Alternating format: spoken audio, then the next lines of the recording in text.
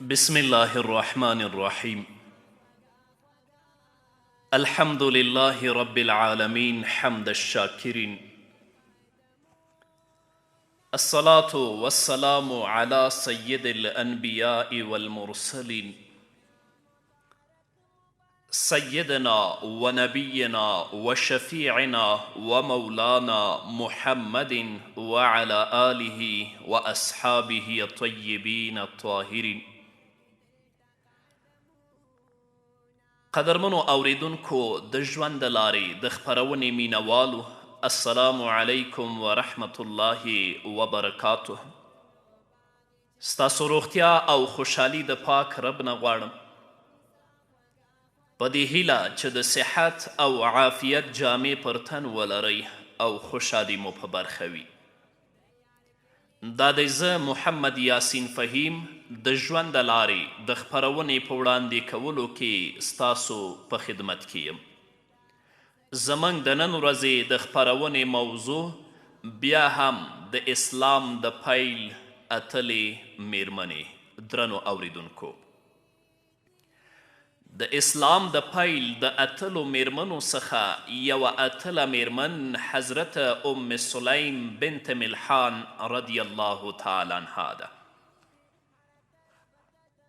دا هغه ستره صحابیه وه چې د نبوت په زمانه کې د مدینې منورې ځلیدلي چاپیریال د یوې غوره میرمنې، مور او د حکمت او ایمان او احترام د غوره سمبول په توګه پیژندلې وه.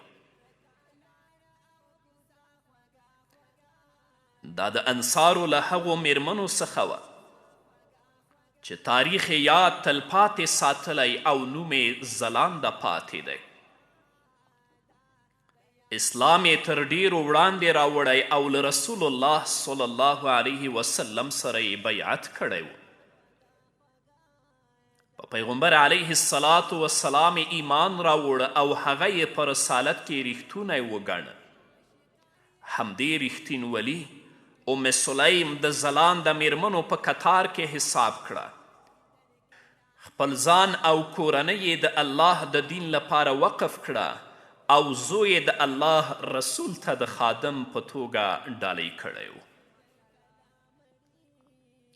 دا هغه میرمن وه چې دا شرط یې ایښی و چې هر څوک چې پرې مرکه کوي او غواړي واده ورسره وکړي نو مهر به یوازې او یوازې د هغه اسلام وي او بس. دا میرمن تر ټولو ښځو د غوره مهر خاونده وه. دا میرمن ام سلیم بنت ملحان رضی الله تعالی عنها نومیده. دا میرمن د حضرت انس بن مالک رضی الله تعالی عنه مور وه. ام سلیم رضی الله تعالی عنها د بنو عدی بن نجار له کورنۍ او د خزرج له قبیلې څخه وه او مور یې ملیکه بنت مالک نومیده. هغه هم د بنو نجار له کورنۍ څخه وه. د ام سلیم رضی الله تعالی عنها د نوم په اړه اختلاف موجود دی. ځینې سهله یادوي او ځینې وسیله او ځینې نورې رمیسه او ځینې نورې بیا انیفه یادوي. خو ام سلیم په خپله کنیه باندې دومره مشهوره شوې چې ټول نومونه یې پټ پاتې دي. ام سلیم رضی الله تعالی عنها په جاهلیت کې له مالک بن نضر سره واده کړی و. خاوند یې له بنو عدي له کورنۍ څخه و او له هغې له هجرته 10 کاله وړاندې د انس بن مالک رضی الله تعالی عنه په نوم یو زوی وزیږید. کله چې په مکې مکرمه کې د اسلام له راښکاره کېدو خبره شوه، ایمان یې پرې راوړ او خپل زوی انس بن مالک ته د اسلام لومړنۍ لارښوونې ورزده کولې او د شهادت د کلمې تلقین به یې تل ورکاوه. ډیر وختونه به خاوند د شام په سوداګریزو سفرونو کې بوخت و. کله چې بیرته له شام څخه راستون شو، د خپلې میرمنې له اسلامه خبر شو، مخې ترې وګرځوه او دا حالت یې ورسره ونه مانه. دا چې کله ام سلیم رضی الله تعالی عنها ایمان راوړ او بیا یې ترې خاوند خبر شو د دوی ترمنځ څه قصه پیښه شوه، ام سلیم رضی الله تعالی عنها دا حالت داسې بیانوي. ام سلیم وایي ابو انس په کور کې نه و. کله چې راغی وی ویل ته بېدینه شوي؟ ما ورته وویل چې نه یم بېدینه شوي، خو په دې سړي مې ایمان راوړی. محمد رسول الله صلی الله علیه وسلم ورښیي. ابو انس خپلې میرمنې ته وایي هسې زما زوی مه خرابوه. ام سلیم ځواب ورکوي نه یې خرابوم، بلکې زده کړه ورکوم او د هدایت لار ورته ښایم. ام سلیم رضی الله تعالی عنها چې اسلام دین باندې ټینګه پاتې شوه، په پایله کې د هغې او د خاوند ترمنځ اختلاف اوج ته ورسید. خاوند یې پریکړه وکړه چې خپله میرمن پریږدي او شام ته لاړ شي. کله چې شام ته روان شو، په لاره کې ورته ځینې دشمنان راووتل او هغه یې وواژه. کله چې ام سلیم رضی الله تعالی عنها د خپل خاوند له وژنې خبره شوه، ډیره خفه شوه او هوډ یې وکړه چې بل واده به نه کوي او وی ویل تر هغې واده نه کوم چې انس بلوغ ته ورسیږي، په مجلسونو کې کینی او داسې وایي الله دې زما مور ته خیر ورکړي، زما یې غوره استازیتوب کړی و. او په بل روایت کې راځي چې وی ویل تر هغې واده نه کوم تر څو چې راته انس امر نه وي کړی. ام سلیم رضی الله تعالی عنها د خپل زوی انس روزنې ته مخه کړه او هغه ته یې غوره لاره وښوده. څو کلونه وروسته ابو طلحه زید بن سهل بن عمر په ام سلیم رضی الله تعالی عنها باندې مرکه وکړه. دا سړی په مدینې منوره کې ډیر شتمن او د ډیر احترام خاوند و، خو ابو طلحه دا مهال کافر و او د لرګي څخه د جوړ شوي خدای عبادت به یې کوه. ابو طلحه وویل ای ام سلیم، انس کیناست او په مجلسونو کې خبرې وکړي. ام سلیم رضی الله تعالی عنها ورته وویل زه تا سره لیوالتیا لرم او ستا په څیر له سړي انکار نه کوم، خو دا نه ده مناسبه چې زه له یو مشرک سړي سره واده وکړم او زه دې مسلمانه یم. ابو طلحه آیا نه پوهیږئ چې تاسو د کوم خدای عبادت کوئ؟ د فلانکي غلامان راتوږي او که تاسو په دې خدای کې اور بل کړئ نو ټول به وسوځي. آیا حیا نه درځي چې د داسې یو لرګي عبادت کوئ چې له ځمکې رازرغونیږي؟ ابو طلحه د دې خبرو په اورېدو سره لاړ او هیڅ یې ونه ویل، خو دې خبرو یې زړه ته لاره پیدا کړه. بیرته راستون شو، خو غوښتل یو څه ووایي. ام سلیم رضی الله تعالی عنها ورته وویل داسې ویلی شي چې اشهد ان لا اله الا الله وان محمدا رسول الله تر څو در سره واده وکړم. زما نه سره او نه مې سپین زر په کار دي، زما یوازې ستا اسلام په کار دی. ابو طلحه ورته وویل ما ته وخت راکړه. یو څه وخت یې تیر که، بیا راغی او ورته وویل اشهد ان لا اله الا الله وان محمدا رسول الله. مسلمان شه. ام سلیم رضی الله تعالی عنها په دې ډیره خوشحاله شوه. خپل زوی انس رضی الله تعالی عنه ته یې غږ وکړه او ورته وویل ای انسه پاڅه او ما ابو طلحه ته واده کړه. په دې توګه له ابو طلحه رضی الله تعالی عنه سره د ام سلیم رضی الله تعالی عنها واده ترسره شو. داسې مهر یې وټاکل شو چې نه ورکې سره او نه ورکې سپین زر و، یوازې د ابو طلحه اسلام یې د مهر په توګه وټاکه. د دې مبارکه میوه هم دا وه چې د ام سلیم رضی الله تعالی عنها ترې دوه زامن وزیږېدل. دوی ابو عمیر او عبدالله نومیدل.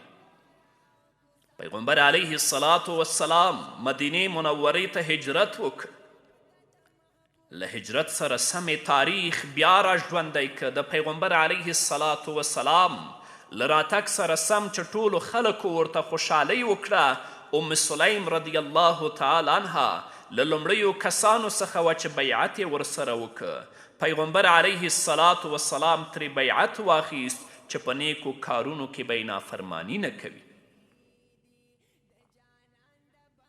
ام عطیه انصاریه فرمایي چې پیغمبر علیه الصلاة وسلام را سره په بیعت کې شرط کیښود چې په مړي به چیغې نه وهو یوازې 15 کسانو دا شرط پوره که له دې 15 کسانو چې دا شرط یې پوره که یوه یې ترې ام سلیم بنت ملحان رضی الله تعالی عنها یاده کړه ام سلیم رضی الله تعالی عنها د پیغمبر علیه الصلاة وسلام په وعده باندې بسنه ونه کړه بلکې خپل زوی انس بن مالک یې راواخیست او د پیغمبر علیه الصلاة وسلام خدمت لپاره یې ډالۍ که او ورته یې وویل ای د الله رسوله دا انس به دې خدمت کوي پیغمبر علیه الصلاة وسلام هم قبول که او د رسول الله صلی الله علیه وسلم په خادم باندې مشهور شو بیا ام سلیم رضی الله تعالی عنها وویل ای د الله رسوله دعا ورته وکړه پیغمبر علیه الصلاة وسلام ورته دعا وکړه او ویل یا الله مال او بچیان زیات کړي او برکت ورکې واچوي او جنت ته داخل کړي انس رضی الله تعالی عنه په مدینه منوره کې یو بڼ او باغ درلود دې باغ به په کال کې 2 ځله حاصل ورکوه په دې باغ کې ګڼو کشمالیو خوږه خوشبویي خپره کړې وه عمر هم زیات شو انس بن مالک په 103 کلنۍ کې وفات شو انس بن مالک رضی الله تعالی عنه تر ټولو وروستی صحابي و چې په بصره کې وفات شو د انس بن مالک رضی الله تعالی عنه ترڅنګ ام سلیم رضی الله تعالی عنها د ابو طلحه څخه د ابو عمیر په نوم یو بل زوی زیږولی و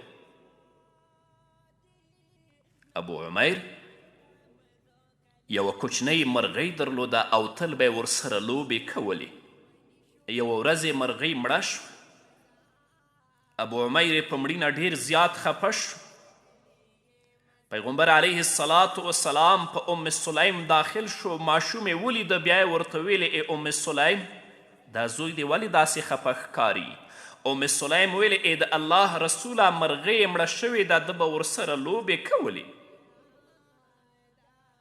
پیغمبر علیه الصلاة وسلام په سر ورته لاس راکش که او ورته ویلې ای ابو عمیر مرغۍ باندې دې څه وشول ابو عمیر د څه مودې لپاره ناروغ شو او د ام سلیم رضی الله تعالی عنها خاوند ابو طلحه هم له کوره لرې و د الله تقدیر و او ماشوم وفات شو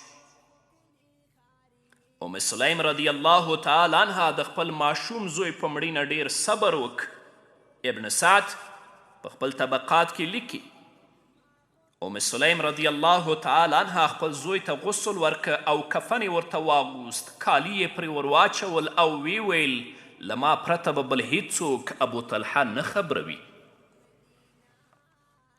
کله چې ابو طلحه راغی ام سلیم ورته ځان ښایسته کړی و ډوډۍ ورته تیاره کړې وه خاوند رې پوښتنه وکړه ابو عمیر څنګه دی ام سلیم ورته وویل هغه خپله ډوډۍ خوړلې ده ابو طلحه رضی الله تعالی عنه هم له خپلې میرمنې سره ډوډۍ وخوړه او ښه وخت یې ورسره تیر که بیا یې د خپل زوی له کیسې خبر که او ورته وویل ای ابو طلحه که چیرته د یو کور خاوند بل کور ته یو څه امانت ورکړي او بیرته یې خپل خاوند ترې وغواړي څه وایې چې امانت به ورکوي او که ځان سره به یې ترې ساتي ابو طلحه وویل بلکې خپل امانت به ورته سپاري نو ام سلیم رضی الله تعالی عنها خپل خاوند ته وویل نو د ابو عمیر په مړینه صبر وکړه ابو طلحه پوه شو چې امانت خپل خاوند ته تللی دی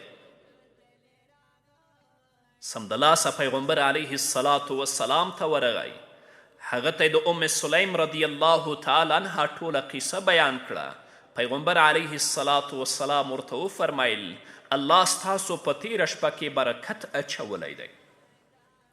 هماغه و چې ام سلیم رضی الله تعالی عنها په بل زوی عبدالله بن ابي طلحه باندې حامله شوه.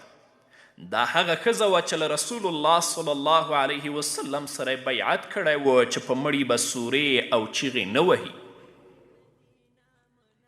کله چې ام سلیم رضی الله تعالی عنها د حمل میاشتې پوره کړې او زوی یې وزیږید، خپل زوی انس بن مالک رضی الله تعالی عنه ته وویل دا ماشوم او د خرماو دا پیمانه در سره پیغمبر علیه السلام ته یوسه، ورته ووایه چې غاښونو باندې ورته خرما وسولوي او نوم پرې کیږدي. اوس چې پیغمبر علیه السلام څه کوي دا به اورو قدرمنو اوریدونکو، خو د یوې دمې نه وروسته. حاجی شمس رحمان پا احتیاط مبارک دا ادب حرا کسا دا زکالار او کسا خوگا خوگا دا زکالار او کسا خوگا خوگا دا دیار کلی مدینہ منورہ دا دیار کلی مدینہ منورہ دا زکالار او کسا خوگا خوگا. قدرمنو اوریدونکو بیا هم زمونږ سلامونه ومنئ.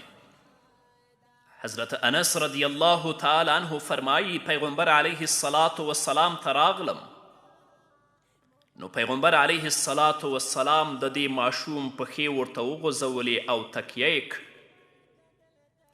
خرما یې واخیسته، ویژویله، بیا یې د ماشوم په خوله کې ووهله، ماشوم هم پرې خوله وخوځوله. پیغمبر علیه السلام وخندل او وی ویل انصار له خرماو سره څومره ډیره مینه لري. پیغمبر علیه السلام په ماشوم باندې عبدالله نوم کیښود. دا هغه ماشوم و چې کله ستر شو او واده یې وکړه، الله رب العزت ور باندې د ډیر اولاد نعمت وکړه، 12 زامن او 15 لوڼې الله رب العزت ورکړي.